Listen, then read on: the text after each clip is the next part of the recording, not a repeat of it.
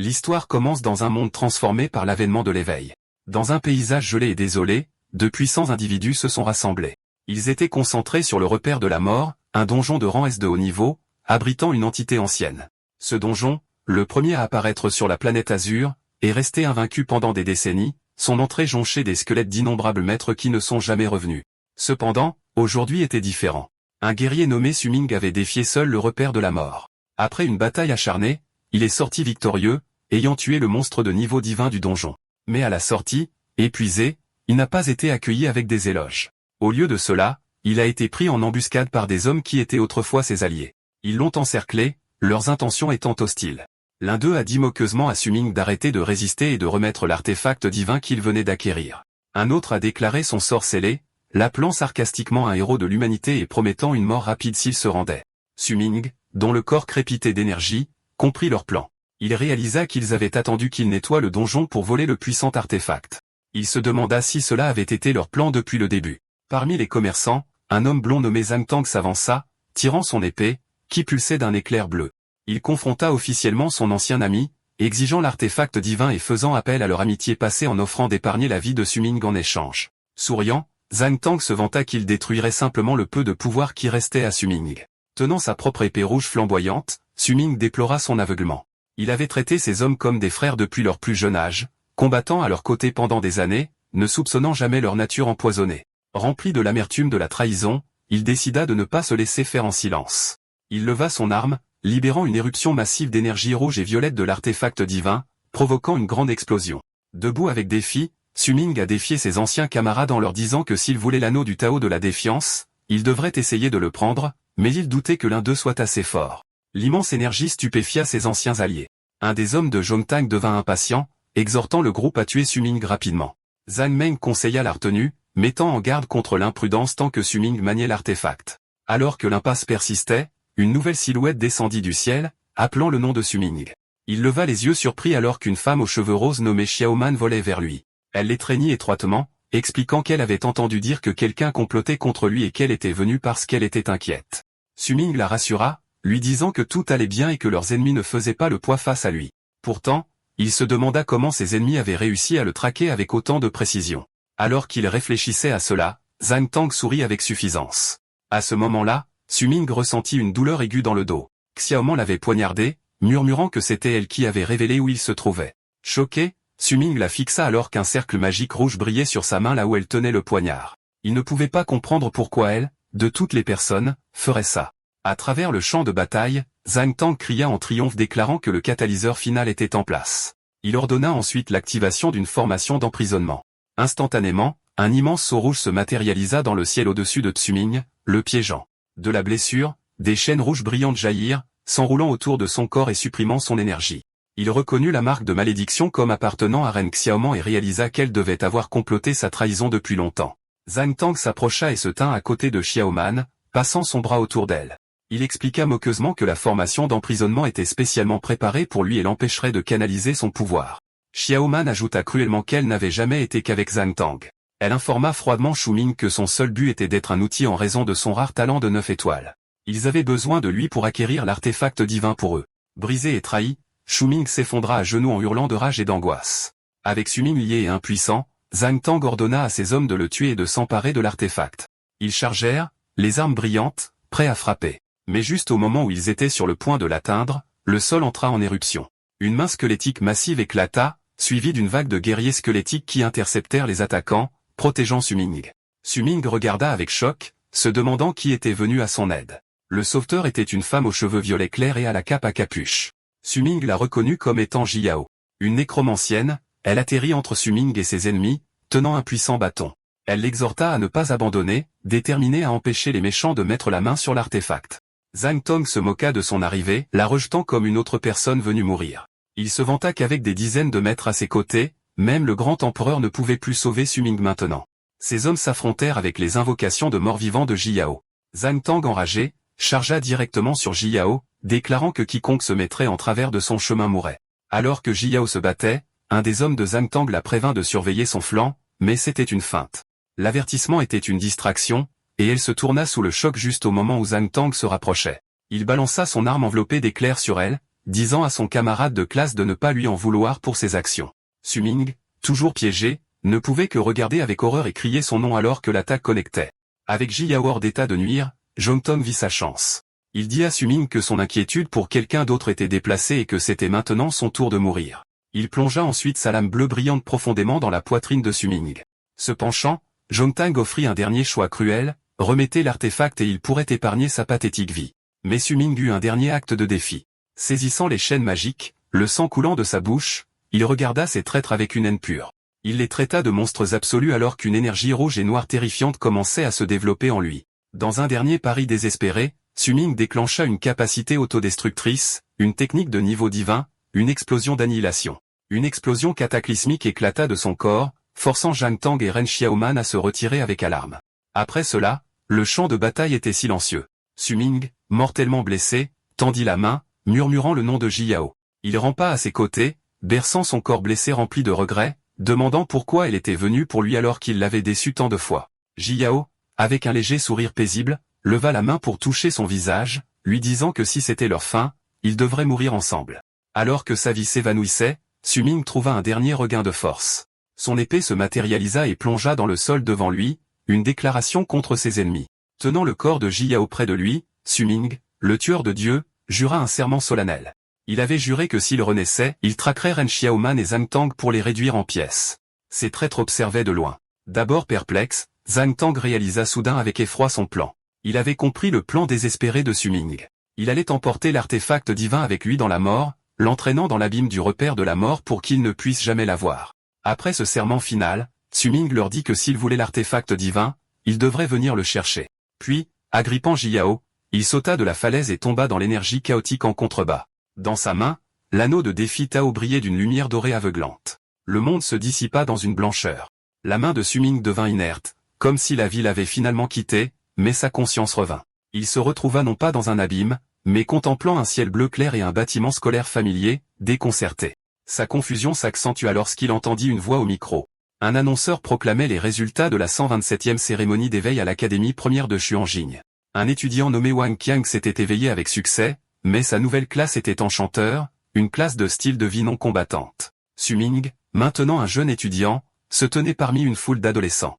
Il surprit d'autres commentaires disant que la chance de l'école semblait mauvaise cette année. Les mots cérémonie d'éveil le frappèrent. Une sensation familière le submergea lorsqu'il réalisa avec un choc total qu'il avait voyagé dans le temps. Il avait de nouveau 18 ans, le jour de sa propre cérémonie d'éveil. Alors que Su-ming se tenait au milieu des étudiants, ses souvenirs de ce jour lui revinrent avec une clarté parfaite. Il reconnut Wang Xian, dont il se souvenait qu'on l'appelait Fatih. Il se rappela que Wang Xian était également devenu un enchanteur dans sa vie antérieure, confirmant que ce n'était pas un rêve. Pour tester davantage sa mémoire, il pensa aux élèves suivants. Il se souvint que Li Som-yang deviendrait un guerrier 2 étoiles. L'éveil de Shen Yu échouerait, et Som Li deviendrait un mage de bataille. Les événements se déroulèrent exactement comme il s'en souvenait. Li Som-yang célébra son éveil réussi en tant que guerrier. Il fut suivi par Qian Yu, qui pleura de déception après l'échec de son éveil, puis par Som Li, qui devint un mage de bataille. Chaque événement correspondant à sa mémoire, tout doute que Su-ming avait fut effacé. Un sourire confiant apparut sur son visage alors qu'il acceptait pleinement qu'il était vraiment né de nouveau. Son expression se transforma rapidement en une intense fureur alors que le douloureux souvenir de sa trahison par Zhang Tang et Ren Xiaoman lui traversait l'esprit.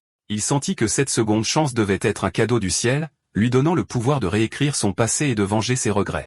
Ses pensées furent interrompues par un halètement de la foule. Sur scène, une version plus jeune de Zhang Tang s'éveillait, entourée d'une incroyable aura violette. L'annonceur déclara avec enthousiasme que Zhang Tang avait éveillé une classe de combat caché rare, un guerrier marionnettiste démoniaque, avec un puissant attribut inné 8 étoiles. Les étudiants bourdonnèrent d'excitation, commentant qu'un tel éveil puissant était attendu du jeune maître de la prestigieuse famille Zhang. En entendant cela, Su-ming ne pouvait que fixer son futur ennemi avec une haine froide et brûlante. Alors que l'annonceur célébrait le nouveau génie de l'école, Su-ming sentit une tape sur son épaule. Il se retourna et fut choqué de voir une jeune Ji-Yao en bonne santé en uniforme scolaire. Elle lui dit qu'elle le cherchait. Voyant son expression stupéfaite, elle lui demanda si quelque chose n'allait pas. Submergé, il se reprit rapidement et dit qu'il voulait juste la féliciter à l'avance. Cela déconcerta Ji-Yao, qui demanda pourquoi il la félicitait. L'image de sa mort dans ses bras lui traversa l'esprit. Un sourire doux et sincère se forma sur son visage. Il lui dit que ce n'était rien et qu'elle comprendrait bien assez tôt. Rempli d'un soulagement sincère, il ajouta qu'il était si bon de la revoir. Juste au moment où il finissait de parler, l'annonceur appela l'élève suivant, Jiao. Surprise, elle se dirigea vers la scène. Elle plaça sa main sur la stèle céleste, un grand artefact ancien crépitant d'énergie bleue. Alors que ses doigts la touchaient, une vague massive de puissance jaillit de la pierre, l'engloutissant. La voix de l'annonceur, remplie de choc, déclara que Jiao avait éveillé une classe de combat caché, nécromancien, avec un puissant attribut 7 étoiles. Les autres étudiants étaient stupéfaits, bourdonnant d'incrédulité. Su-Ming regarda avec un sourire calme et connaisseur, pensant que tout se passait exactement comme il l'avait prédit, et que c'était maintenant son tour. L'annonceur appela Su-Ming. Alors qu'il se dirigeait vers la scène, Jiao lui souhaita bonne chance. Les autres étudiants n'étaient pas aussi optimistes, murmurant qu'il serait impossible pour une troisième classe cachée d'apparaître, surtout pour un orphelin comme Su-Ming. La scène change ensuite pour fournir le contexte. C'est la planète Azur au sein de la nation Dragon, un monde gouverné par les puissants éveillés. Il y a des décennies, l'avènement de l'éveil s'est produit. Depuis lors, chaque personne, en atteignant l'âge de 18 ans, participe à une cérémonie pour devenir l'un des éveillés. Ces individus ont fondamentalement changé le monde, possédant le pouvoir de plier la réalité et d'acquérir une immense richesse. Cependant, ce pouvoir a un prix. Les éveillés doivent constamment faire face à des défis sans fin, affrontant des bêtes vicieuses et explorant des donjons terrifiants remplis de monstres. Alors qu'il se dirigeait vers la stèle céleste, Su-Ming réfléchit à sa vie passée. Il se souvint qu'en tant qu'orphelin, il avait compté sur des allocations et des bourses. Le jour de sa première cérémonie d'éveil, il fut béni par le ciel. Un phénomène magnifique était descendu, et il avait éveillé un attribut inné 9 étoiles incroyablement rare ainsi qu'une classe légendaire connue sous le nom de tueur de dieux. Maintenant sur scène dans sa deuxième vie, il était déterminé à changer son destin. Il tendit la main vers l'artefact d'éveil, jurant qu'aujourd'hui, il ferait en sorte que tout le monde le voie sous un nouveau jour. Ce faisant, une vague massive d'énergie violette et rose jaillit, créant un phénomène spectaculaire dans le ciel. L'annonceur regarda avec incrédulité, se demandant si cette incroyable vague pouvait signifier la naissance d'un génie avec un attribut 9 étoiles ou même plus élevé. Jiao et les autres étudiants étaient tout aussi stupéfaits. Su-Ming tendit la main, prêt à ressentir la vague familière de runes de son éveil original. Mais cette fois, quelque chose était différent. Un sceau bleuoyant apparut sur sa poitrine, et de celui-ci, l'artefact divin avec lequel il était mort, l'anneau de défi Tao, se matérialisa.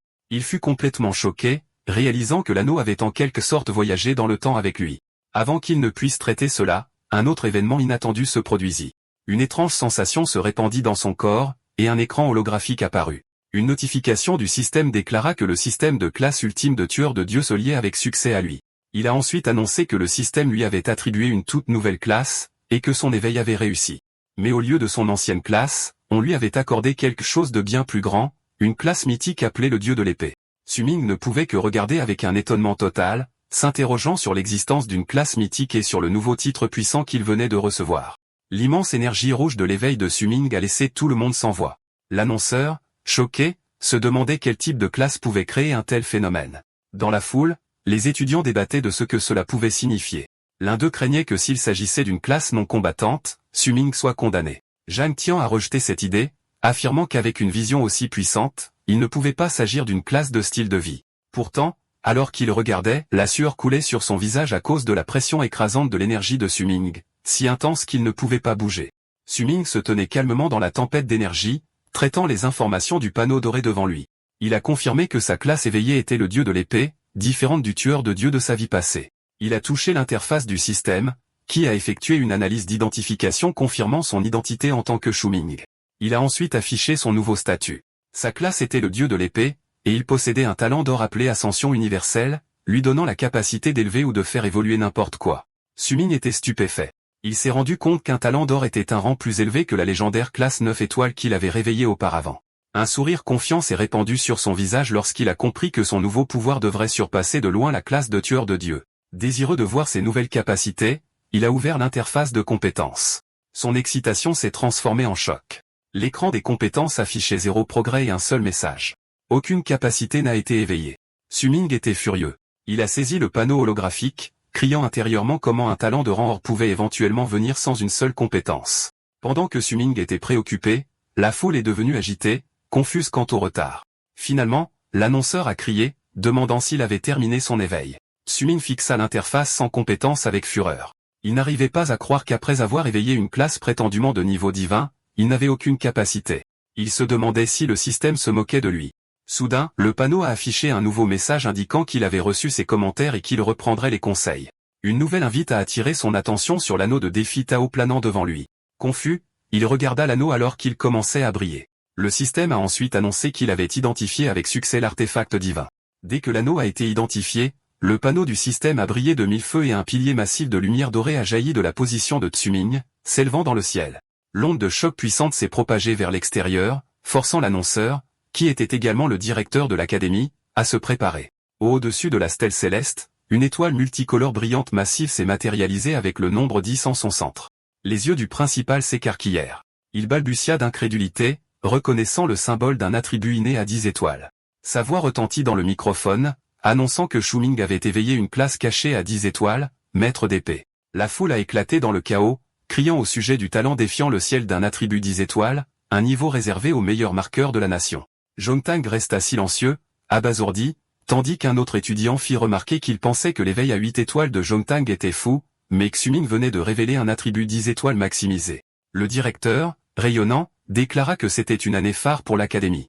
Non seulement ils avaient plusieurs classes cachées, mais maintenant un élu du ciel avec un attribut 10 étoiles. Il a admis que même si la classe de maître d'épée n'était pas de premier plan, avec un talent inné de 10 étoiles, le potentiel futur de Xuming serait illimité. En guise de récompense, le directeur a annoncé qu'il offrirait personnellement à Xuming un ensemble complet d'articles d'aide à la culture. Cependant, tout le monde n'était pas optimiste. Des murmures de déception se sont répandus. Certains étudiants ont qualifié cela de gaspillage de talent, expliquant que le maître d'épée était une classe de bas niveau.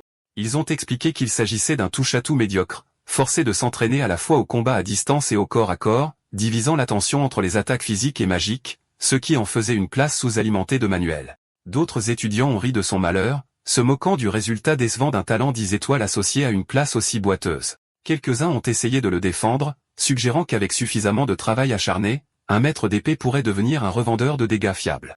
Et avec le talent de Xuming, il pourrait sûrement y parvenir, mais les cyniques les ont réduits au silence, arguant que la classe nécessite 2 fois plus d'efforts pour les mêmes résultats et qu'il aurait de la chance de terminer un donjon pour débutants. Sur scène, Xuming a entendu leurs paroles dédaigneuses.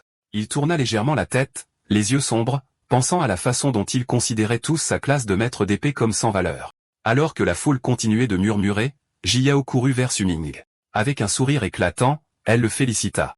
Xuming a rendu le sentiment. Jiyao l'a ensuite encouragé à ignorer les bêtises des autres parce que réveiller un talent 10 étoiles était incroyable. Elle a reconnu que la classe de maître d'épée pourrait être faible au début, mais elle était sûre qu'avec son talent, ce ne serait pas un problème. Xuming lui adressa un sourire chaleureux et la remercia, la rassurant qu'ils ne laissaient pas leurs commentaires l'atteindre. Il a ensuite ajouté de façon énigmatique que leur sous-estimation était exactement ce qu'ils voulaient, ce qui a laissé Jiyao confus. Leur conversation a été interrompue lorsque l'annonceur a appelé l'étudiant suivant. La foule a applaudi alors que Ren Xiaoman, la fille la plus populaire de l'école, s'avançait. Zhang Tang a été vu en train de l'encourager. Jiyao a commenté sa popularité, mais Xuming est resté silencieux. Au lieu de regarder, Xuming se tourna et commença à s'éloigner. Jiyao a crié, confuse, lui rappelant que la cérémonie n'était pas terminée. Xuming répondit froidement sans se retourner qu'il n'était pas intéressé. Alors qu'il s'éloignait, des souvenirs douloureux de sa vie passée inondèrent son esprit. Il se souvenait de la façon dont Ren Xiaoman l'avait utilisé, seulement pour le trahir et le tuer sans hésitation. Il se souvint du vœu qu'il avait fait en mourant et raffermit sa détermination à se venger dans cette nouvelle vie. Plus tard, Xuming traversa la ville, observant que le monde semblait inchangé par rapport à ses souvenirs. Cependant, il savait que certaines choses étaient différentes. Outre sa nouvelle classe, il vérifia son système et découvrit une compétence appelée dissimulation totale. Cette compétence légendaire lui permettait de masquer ou de réécrire des informations sur son équipement, sa classe et d'autres compétences. Il l'a reconnue comme l'une des 4 compétences qu'il avait ramenées de sa vie antérieure. Cette prise de conscience a déclenché un autre souvenir, l'anneau brillant du défi Tao. Il regarda ses mains avec choc, comprenant enfin que l'artefact divin l'avait vraiment suivi dans le temps. Assumant contempler l'anneau, le panneau du système s'alluma à nouveau. Il a annoncé qu'il chargeait l'artefact divin. Alors que l'anneau était intégré, un nouveau message est apparu. Xuming avait hérité d'une partie des compétences de son ancienne classe de tueur de dieux. Il regarda, choqué, se demandant comment il était possible d'acquérir des compétences de la classe de sa vie passée alors que sa nouvelle classe était le dieu de l'épée. Un écran d'état détaillé s'est matérialisé affichant son nom, Xuming, niveau 1, avec des statistiques de base équilibrées. Sa classe a été confirmée comme étant le dieu de l'épée unique du monde mythique, et son talent était l'ascension universelle.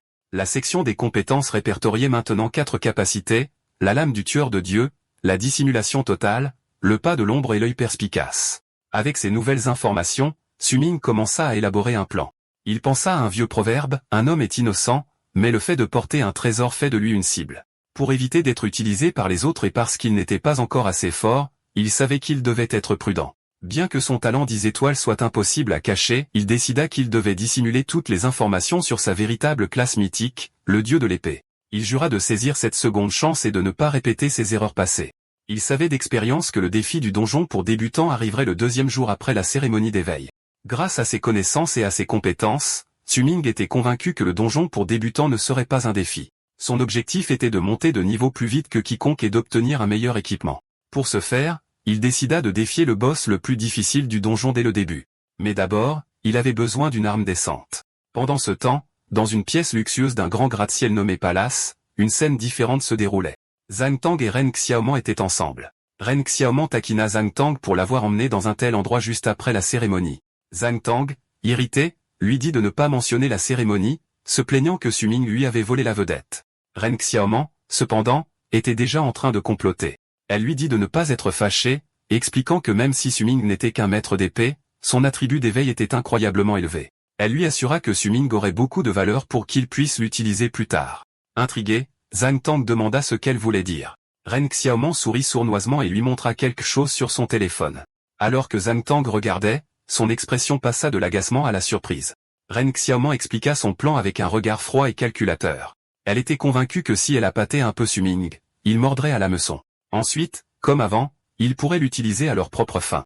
Suivant son plan, Su-Ming arriva à un immense gratte-ciel qui abritait un marché d'armes.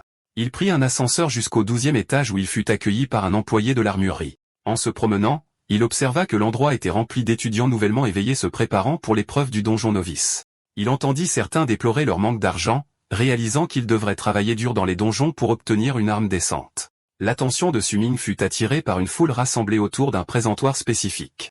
Ils admiraient une épée bleue brillante appelée la lame de givre du tyran, une arme de rang diamant qui aurait été forgée par un joueur de classe d'épée longue de haut niveau. La foule s'émerveillait de sa puissance, qui pouvait soi-disant geler le sang d'un monstre, mais était également intimidée par son prix de 1 million de pièces d'aventurier.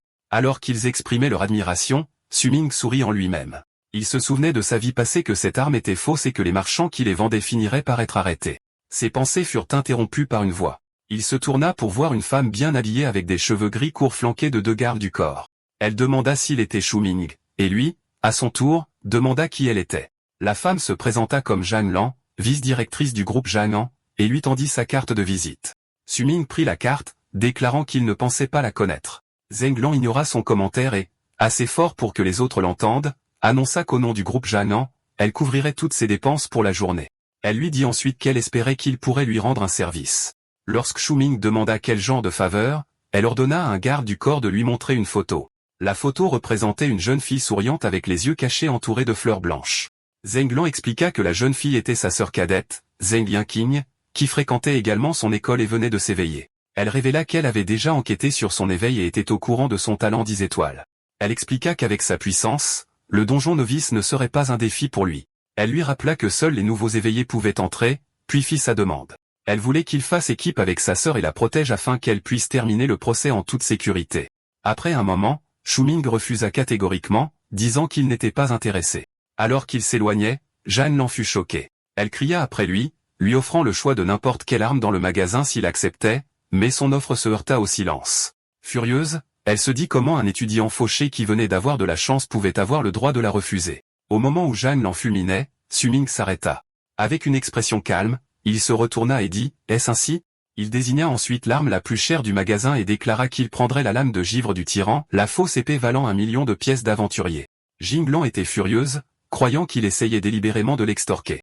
Elle l'accusa de compliquer les choses et se demanda s'il pensait vraiment qu'une personne de son statut valait 1 million de pièces. Su-Ming lui rappela simplement qu'elle lui avait offert le choix de n'importe quelle arme. Il lui dit que si elle n'était pas disposée à aller jusqu'au bout, l'affaire était conclue.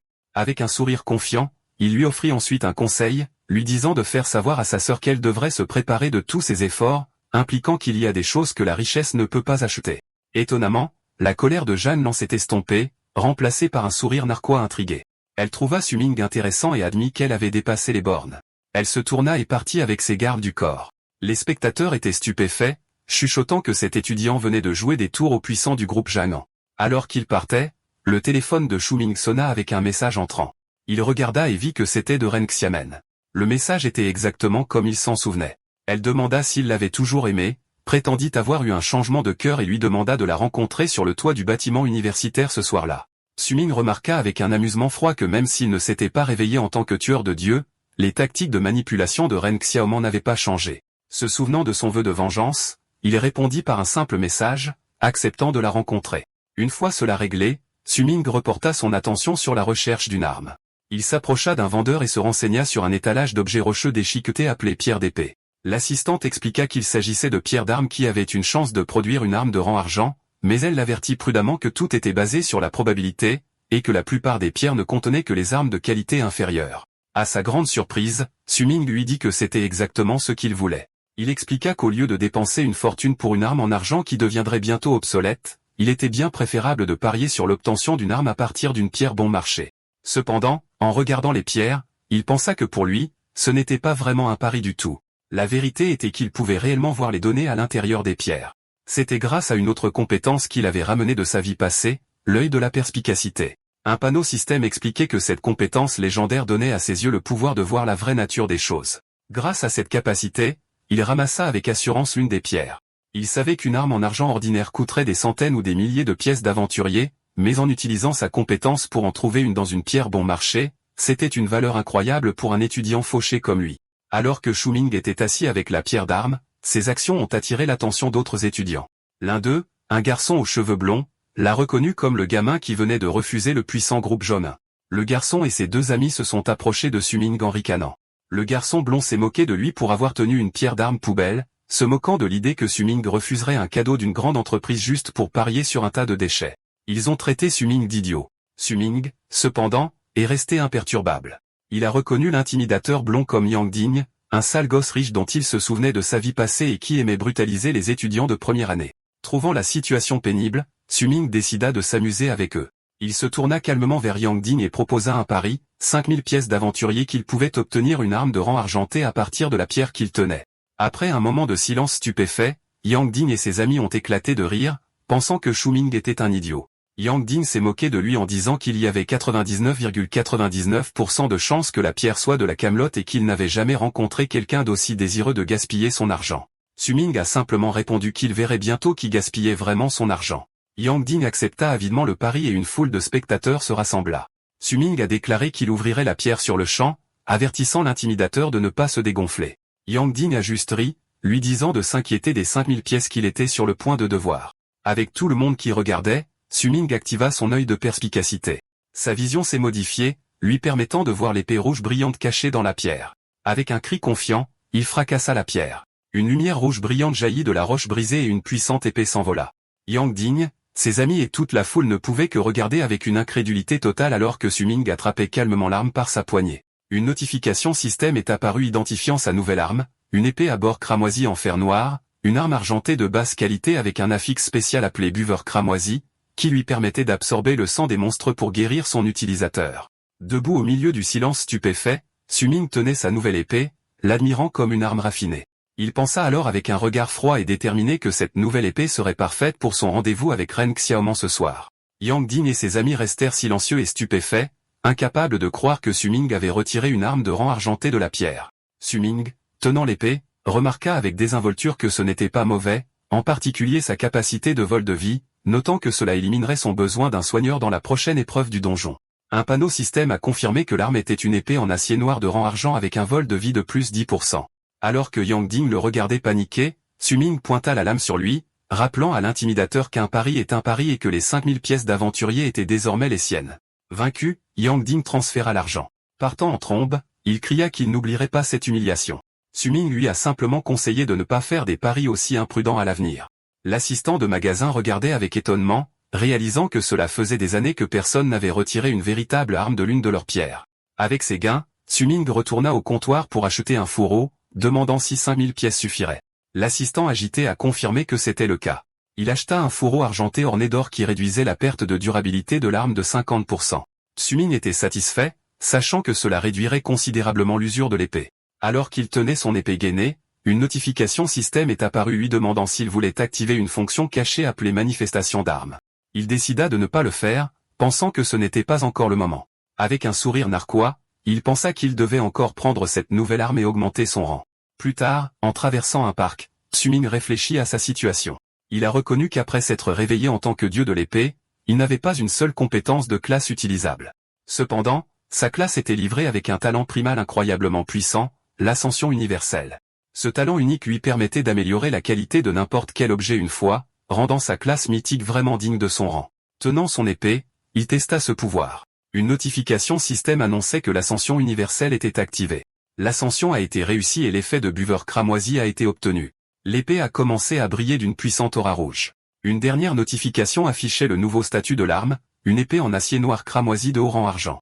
Sa capacité de buveur cramoisi a été améliorée pour drainer le sang de la cible au contact, et elle a acquis une nouvelle compétence, soif de sang, accordant un bonus temporaire de plus 5 à toutes les statistiques pendant 30 secondes après avoir tué un monstre.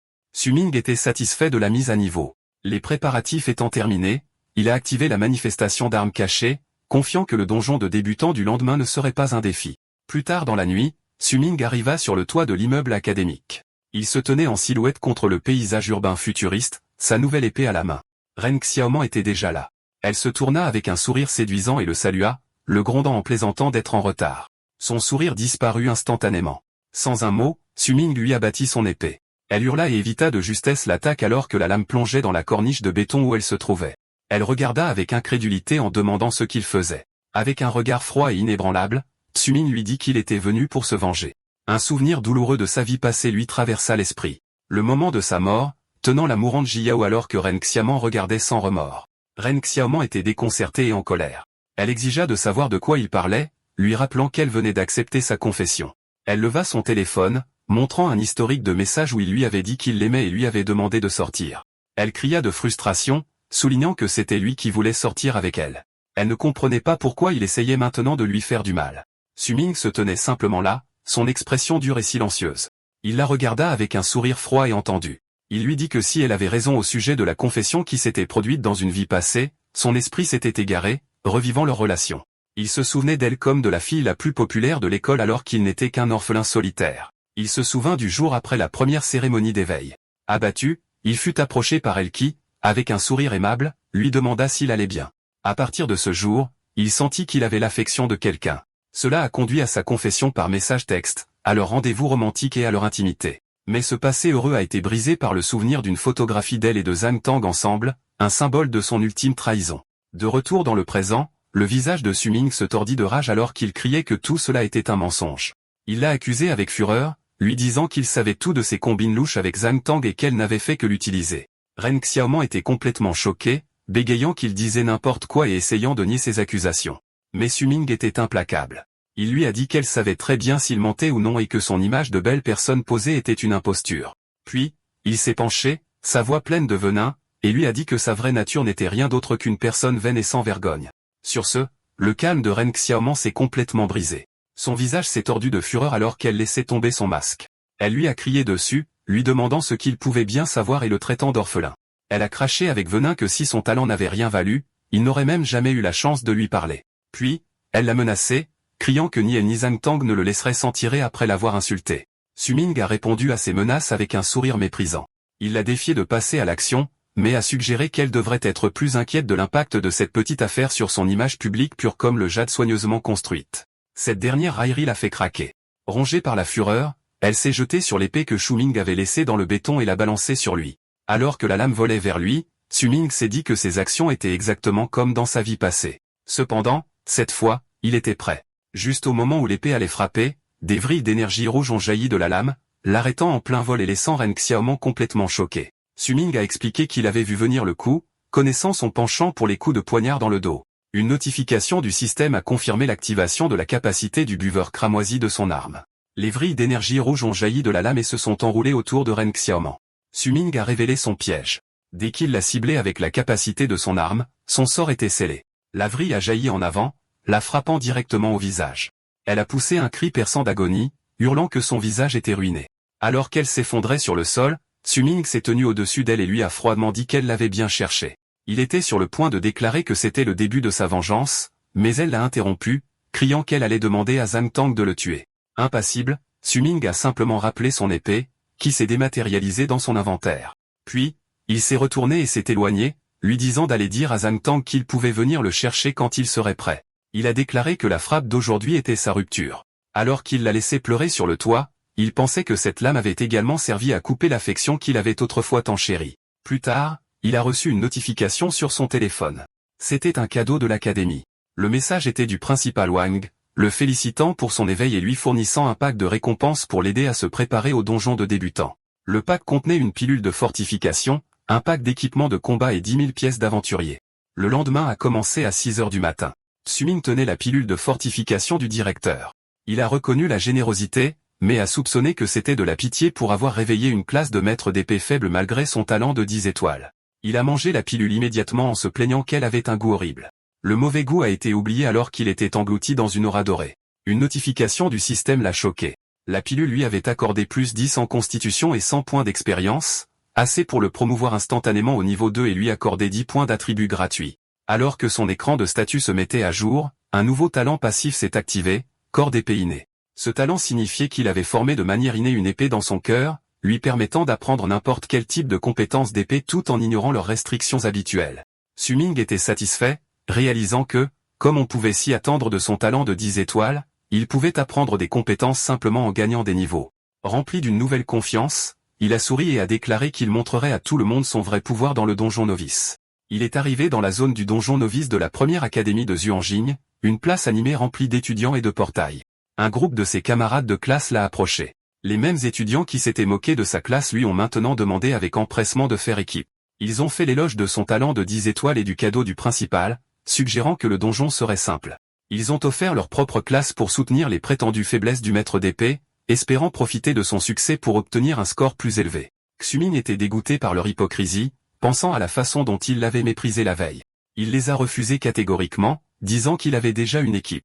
Ces paroles ont été entendues par Ji Yao, qui s'est précipité avec surprise, demandant quand il avait formé une équipe. Elle a expliqué qu'elle était venue tôt spécifiquement pour être la première à lui demander de faire équipe. Xuming, pris au dépourvu, a essayé d'expliquer. Il lui a dit que ses objectifs n'étaient pas les récompenses habituelles, et il craignait qu'elle ne se blesse. Puis, il s'est penché et a murmuré sa véritable intention. Il prévoyait de défier le donjon seul. Juste au moment où Jiao traitait cela, ils ont été interrompus par un étudiant aux cheveux bleus avec un sourire confiant. Il s'est présenté comme Yan Zei, un ranger chasseur de démons 9 étoiles, et a formellement invité Xuming dans son équipe. Xuming a reconnu Yanz de sa vie passée et a refusé catégoriquement son offre sans hésitation. Avant que Yanz ne puisse insister, Jiao est intervenu. Elle a mis son bras autour des épaules de Xuming et a annoncé qu'il avait déjà fait l'équipe avec elle, alors ils devraient tous arrêter de le déranger. Les autres étudiants, y compris Yanz, se sont excusés et sont partis. Alors que la foule se dispersait, Xuming a regardé Jiao avec gratitude, pensant à quel point elle était fiable. Alors que Xuming se tenait avec Jiao, il a jeté un coup d'œil à une horloge, notant que l'heure de début du donjon approchait. Pile à l'heure, un énorme portail bleu a tourbillonné et une voix a annoncé que le défi du donjon novice 120 avait officiellement commencé. Du portail, une diffusion holographique du principal Wang est apparue. Ayant l'air de s'être juste réveillé, il s'est excusé d'avoir trop dormi. Il a expliqué les règles de l'essai obligatoire d'une journée. Chaque étudiant était préinscrit, et à l'intérieur, ils gagneraient des points en fonction de leur contribution. Il leur a fortement conseillé de former des équipes pour augmenter leurs chances de survie et de terminer le défi dans la journée. Alors que le principal parlait, Jiao s'est tournée vers Xuming seulement pour constater qu'il avait disparu. Elle a regardé autour d'elle, confuse. Avant que quiconque ne puisse réagir, le principal Wang a officiellement déclaré le donjon ouvert. À cet instant, une silhouette a dépassé les autres étudiants et a plongé directement dans le portail. La foule a éclaté de choc en criant que quelqu'un était déjà entré et en identifiant rapidement le challenger solitaire comme l'étudiant 10 étoiles, Xuming. En entrant dans le donjon, Xuming a été frappé de nostalgie. Il se souvenait que dans sa première vie, il avait été à la fois effrayé et excité. Une voix puissante a alors résonné, accueillant les novices. Il expliquait que le donjon était un lieu de danger et d'opportunité, et que pour partir, il devait vaincre le boss normal. Cependant, il laissait aussi entendre qu'il existait une méthode plus difficile pour obtenir de meilleures récompenses. Avec un regard déterminé, Xuming déclara son nouvel objectif. Dans cette vie, il choisirait le défi le plus difficile et tuerait le boss caché ultime du donjon. Il se retrouva dans une jungle luxuriante éclairée par la lune, identifiée par le système comme la forêt de la marée déchaînée, une zone de niveau F. Il remarqua immédiatement que la carte du donjon de novice changeait chaque année, rendant cet endroit différent de sa vie passée. Il savait aussi que le point d'apparition était aléatoire pour chaque challenger, ce qui signifiait que la planification de l'itinéraire devait se faire à la volée. Cela signifiait aussi que les monstres qu'il rencontrerait seraient différents, ajoutant une autre couche d'imprévisibilité. Alors que Shu Ming commençait à explorer, il rencontra rapidement un ennemi redoutable, un monstre arbre géant et sensible avec une tête de feu rugissant et un visage sculpté menaçant. Il savait de sa vie passée que ce monstre, bien qu'immobile, utiliserait ses vignes pour entraîner ses cibles dans sa gueule enflammée. Cependant, son but n'était pas de combattre chaque monstre. Il était concentré sur le boss caché. Par conséquent, il décida qu'il était préférable d'éviter des ennemis aussi difficiles. Il regarda une carte holographique traçant son parcours. Il pensa à la façon dont sa raison de se précipiter en premier était de se donner une longueur d'avance. Il devait explorer la nouvelle disposition et trouver les objets nécessaires pour invoquer le boss caché. Bien que la carte change chaque année, il savait que la stratégie fondamentale pour déclencher le combat de boss resterait la même. Il devait agir rapidement avant que d'autres étudiants n'arrivent et ne rendent plus difficile la collecte des objets nécessaires. Avec son plan établi, il se lança à l'action, bondissant à travers la forêt dense. Quelque temps plus tard, à 7h30, un autre groupe d'étudiants entra dans le donjon. Une fille aux cheveux bleus clairs et ses deux coéquipiers regardèrent autour de la clairière tranquille. Ils notèrent qu'il n'y avait pas d'autres challengers à proximité et conclurent que la zone devait être sûre. Leur sécurité fut brisée lorsque la fille entendit un bruit dans les arbres, alertant son équipe. Ils levèrent les yeux juste à temps pour voir un autre étudiant s'écraser à travers le feuillage. Le garçon, brandissant un marteau, atterrit près d'eux, criant à l'aide. La nouvelle équipe ne pouvait que regarder avec horreur la source de la poursuite révélée, deux rats monstrueux géants avec des yeux rouges brillants. Reconnaissant les rats assoiffés de sang, le courage des étudiants faiblit, et dans la panique, ils décidèrent de se séparer et de courir pour sauver leur vie. De retour sur la place, le danger de l'épreuve devint évident. À 7h31, un rapport en temps réel clignota au-dessus du portail annonçant que 3 challengers avaient été dévorés par les rats assoiffés de sang. L'étudiant déchu le plus puissant était Lida Biao, 6 étoiles. Jiao, essayant toujours de former une équipe, fut choquée. Alarmée qu'un étudiant 6 étoiles soit tombé si rapidement, elle demanda instamment à chacun d'accélérer la formation de son équipe, criant que les personnes à l'intérieur avaient désespérément besoin de plus d'aide. Pendant ce temps, à l'intérieur de la forêt de la marée déchaînée, la situation était sombre. La fille aux cheveux bleus clairs qui avait été pourchassée courait pour sauver sa vie, maintenant seule et blessée. Dans la panique, elle avait été séparée de ses coéquipiers et avait perdu toute direction. Alors qu'elle essayait de se repérer, elle sentit une nouvelle présence.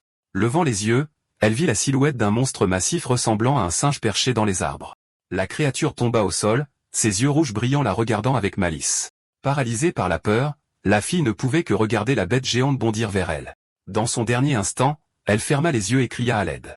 Soudain, un éclair de lumière rouge passa devant elle. Dans une explosion de vitesse stupéfiante, Shu Ming apparut. Son épée d'acier noir cramoisi devint un flou alors qu'il frappait le monstre singe. L'épreuve du donjon novice était plus mortelle que ce à quoi s'attendaient les étudiants. La panique s'empara des nouveaux éveillés alors qu'ils se retrouvaient dispersés et dépassés. Un étudiant terrifié déplora sa chance en rencontrant un ours brun assoiffé de sang de niveau 5 élite dès le départ. Sa lamentation se transforma en un cri alors qu'il était brutalement empalé par la bête. Le chaos ne se limitait pas à une seule zone.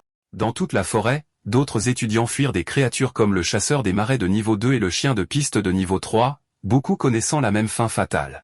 Des appels à l'aide inondèrent les canaux de communication avec des rapports désespérés selon lesquels les points de téléportation étaient complètement encerclés par des hordes de monstres demandant un renfort urgent qui n'arrivait pas. Au milieu du carnage, Jiao se retrouva complètement seule, entourée des corps sans vie de ses coéquipiers.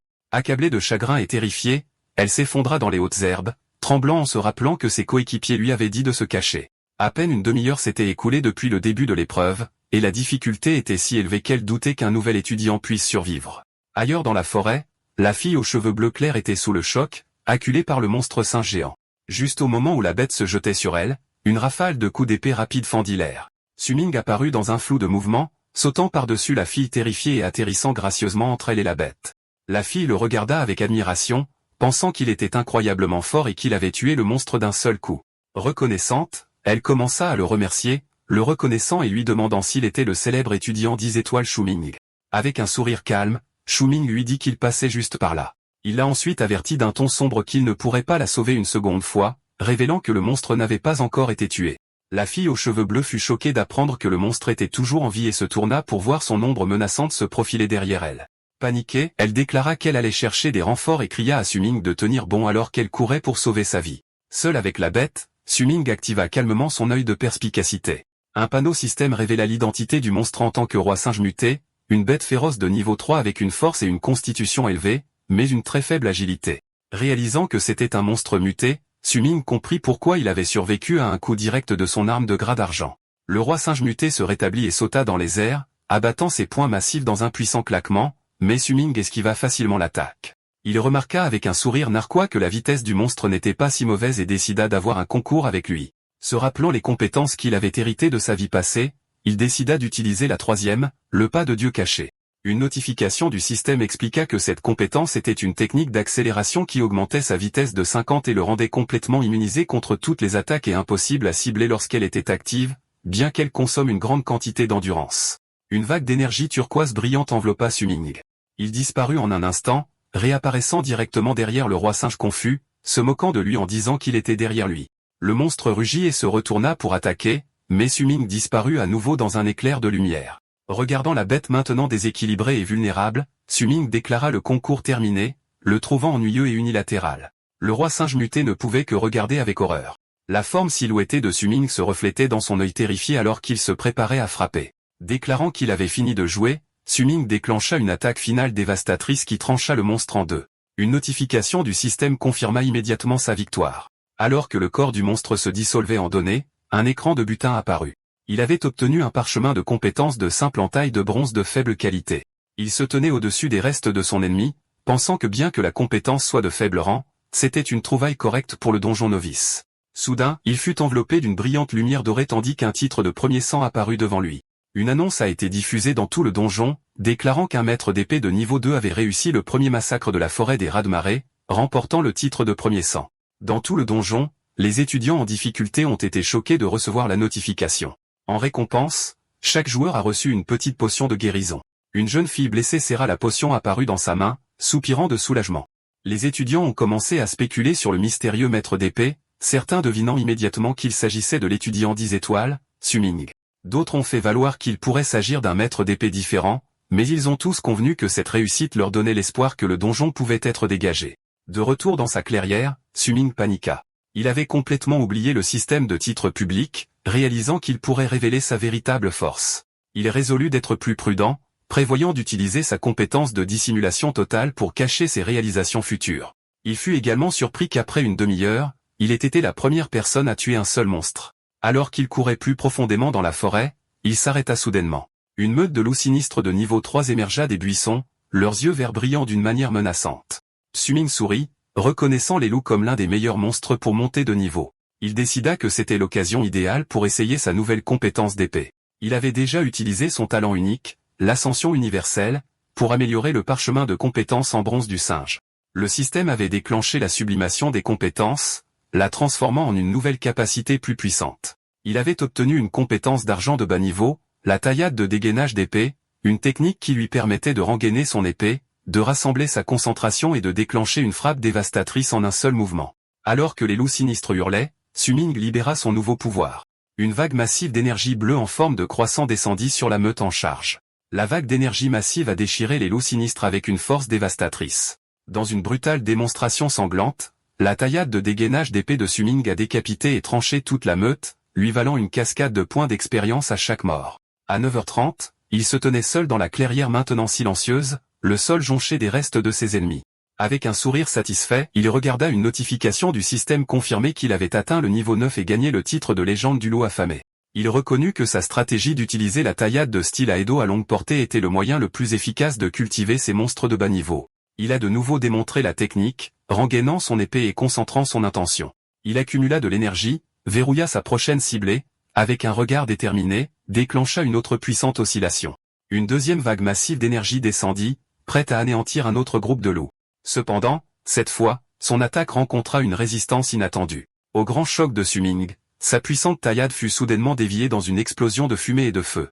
Une nouvelle silhouette, beaucoup plus grande, émergea du chaos. C'était un monstre loup bipède massif aux yeux rouges brillants, identifié par le système comme le chef loup-roi de niveau 10, le regardant avec une pure malice. Alors que Su-Ming montait de niveau à une vitesse étonnante, les autres étudiants commençaient tout juste à s'organiser. À 8h30, une heure après l'ouverture du donjon, des équipes ont commencé à se former et à entrer dans le portail, déterminées à se défendre. Des cris de contre-attaque ont retenti alors que les groupes nouvellement formés, renforcés par la force principale des étudiants, ont commencé à repousser les hordes de monstres. Une de ces équipes s'est retrouvée dans une bataille désespérée. Un étudiant aux cheveux bleus s'avança, tranchant un monstre de souris muté massif pour sauver son coéquipier tombé. Lui et son compagnon regardèrent avec choc et soulagement alors qu'ils étaient inondés de points d'expérience de la mort. Une notification du système confirma qu'ils avaient vaincu une souris des champs mutés.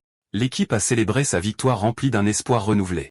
Ils ont estimé qu'avec l'arrivée de la force principale et l'aide de potions de guérison, ils pourraient certainement gagner.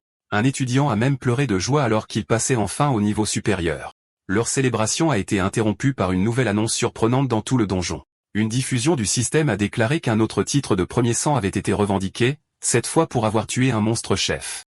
Les détails de l'annonce ont laissé tous les étudiants du donjon stupéfaits. Le joueur qui avait réalisé cet incroyable exploit était un pêcheur de niveau 9. La récompense était le titre de chef des chefs. Des chuchotements d'incrédulité se sont répandus comme une traînée de poudre. Ils se sont demandé comment un joueur avec une profession de style de vie non combattante comme pêcheur pouvait être si fort, et encore moins avoir déjà atteint le niveau 9.